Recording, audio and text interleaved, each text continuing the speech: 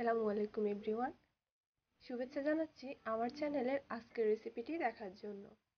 বাজারে এখন প্রচুর কাঁচা আমের মৌসুম, তাই তো আমি আপনাদের জন্য নিয়ে এলাম মজাদার কাঁচা আমের কাশ্মীরি আচারের রেসিপিটি। এই আচারটি দেখতে যেমন সুন্দর, খেতেও অনেক মজা।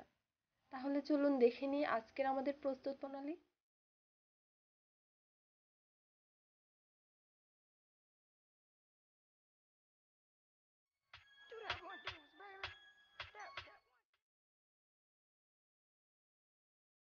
আচার বানানোর জন্য এখানে আমি 4-5টা কাঁচা আমকে এভাবে আঁটি সহ লম্বা লম্বা করে কেটে পানিতে কিছুক্ষণ ভিজিয়ে রেখেছিলাম, যাতে করে আমের কষগুলো ছেড়ে দেয়।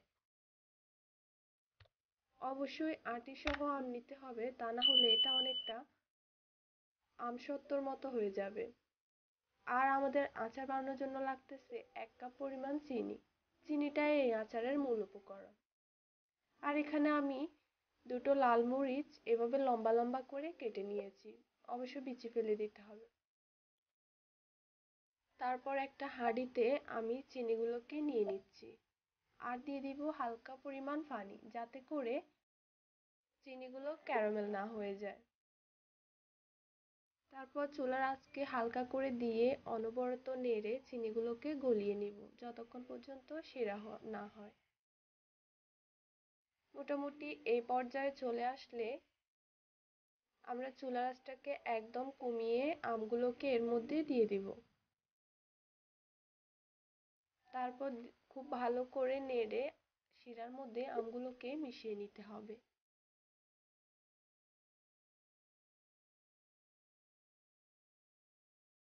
যেহেতু এখানে কোনো পানি অ্যাড করা যাচ্ছে না, ওই জন্য চুলার আঁচকে একদম লোতে রাখতে হবে, তা না হলে চিনিটা লেগে যাওয়ার সম্ভাবনা থাকে।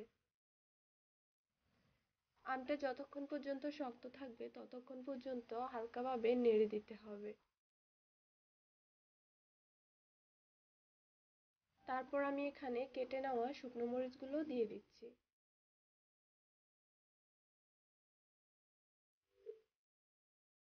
আর দিয়ে দিব আমের টক ভাবটা ব্যালেন্স করার জন্য স্বাদমতো কিছুটা লবণ। তারপর সবগুলো উপকরণকে খুব ভালোভাবে মিশিয়ে নিতে হবে।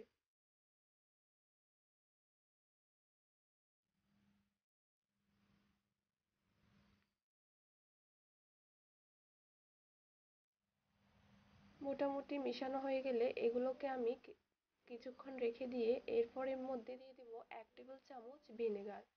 এই ভিনেগার দেওয়ার ফলে এর আচারটা অনেক দিন পর্যন্ত সংরক্ষণ করা যায়। তারপর এই পর্যায়ে আমটা একটু নরম হয়ে এসেছে, এবার শেষবারের মতো খুব হালকাভাবে নেড়ে এভাবেই চুলার আঁচকে লো করে রেখে দিতে হবে।